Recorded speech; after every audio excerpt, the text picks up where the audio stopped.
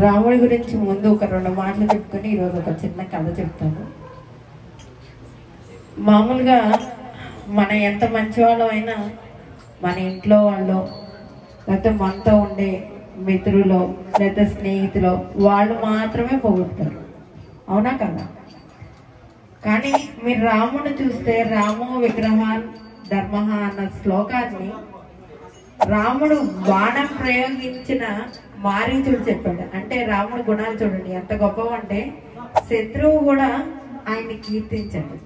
ఆయన నామం ఎంత గొప్పదంటే రామరావణ యుద్ధంలో లక్ష్మణుడు ఈ ఇంద్రజిత్తుని చంపడానికి ఎన్నో బాణాలు వేస్తాడు, ఎన్నో అస్త్రాలు వేస్తాడు, ఆఖరికి ఆ బ్రహ్మాస్త్రం కూడా వేస్తాడు. కానీ ఈ ఇంద్రజిత్ యొక్క తపోశక్తి ముందు అతను ఎప్పుడూ నికుంభల అనే ఒక యాగం చేసి బయలుదేరతాడు యుద్ధానికి.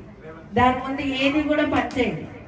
కానీ లాస్ట్ లో ఏం చేస్తాడంటే ఒక బాణం తీసుకుని నిజంగా రాముడు ధర్మ నిరతనే పాటించి ధర్మాన్ని పాటించినట్టయితే గనక ఈ బాణం వెంటనే వెళ్ళి ఇంద్రజిత్తుని చంపేయాలని కరెక్ట్ గా అన్ని అస్త్రాలు ఏది ఫెయిల్ అయినా కానీ ఈ రామబాణం మటుకు ఫెయిల్ అవ్వాలి. అంటే రాముడు ధర్మం గురించి చెప్పిన వెంటనే ఆ రామ బాణం మటుకు కరెక్ట్ గా వెళ్ళి ఆ ఇంద్రజిత్తుని చంపేస్తుంది అనమాట. అంటే నామం ఎంత గొప్పదో చూసుకోండి. మనం కూడా రాముడు లాగానే ఉండాలి అనుకుంటే రాముడు పాటించిన ధర్మాలు మస్ట్ అండ్ షుడ్ పాటించాలి.